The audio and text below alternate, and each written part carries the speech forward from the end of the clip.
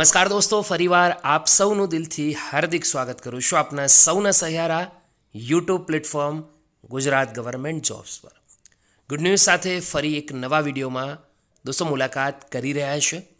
ઘણા લાંબા સમય પછી રેવન્યુ તલાટી ભરતી માટેની ગુડ ન્યૂઝ આવી રહી છે, જ્યાં દોસ્તો આ ભરતી માટેની જે મહત્ત્વપૂર્ણ અપડેટ છે તમારા સુધી ડિટેલમાં સમજીશું. વિડીયો ગમે તો લાઈક કરજો, બીજા મિત્રો સુધી જરૂરથી આ માહિતી શેર કરવાનું ભૂલતા નહીં. સૌથી પહેલાં દોસ્તો નોટિફિકેશન આવી છે રેવન્યુ ડિપાર્ટમેન્ટ તરફથી.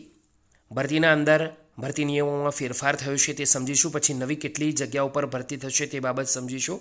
તો નોટિફિકેશન અંતર્ગત તમે સ્ક્રીન પર જોઈ શકશો દોસ્તો, અહીંયા લખેલું છે in exercise of the power of conference by the provision to Article 309 of the Constitution of India, the Governor of Gujarat hereby make the following rules further to attend the Revenue Talati Class 3 recruitment.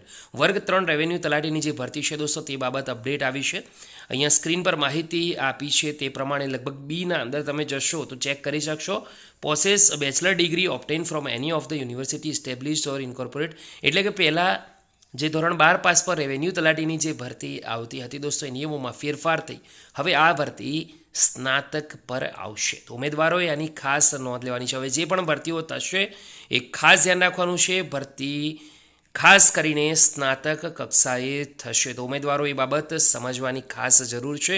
તો જે ઉમેદવારો 12 pass પર ભરતી કરી શકતા હતા, 12 pass પર ભરતીના form ભરતા હતા, એ ઉમેદવારો ખાસ ધ્યાન રાખે. હવે ભરતી 12 પાસ પર નહીં રહે, સ્નાતક પર રહેશે. તો જે ઉમેદવારો ધોરણ 12 પાસ કરીને બેસી રહ્યા છે એવા ઉમેદવારોની રિક્વેસ્ટ કે જરૂરથી કોઈ પણ શાખામાં ગ્રેજ્યુએશન જરૂરથી કરી લે.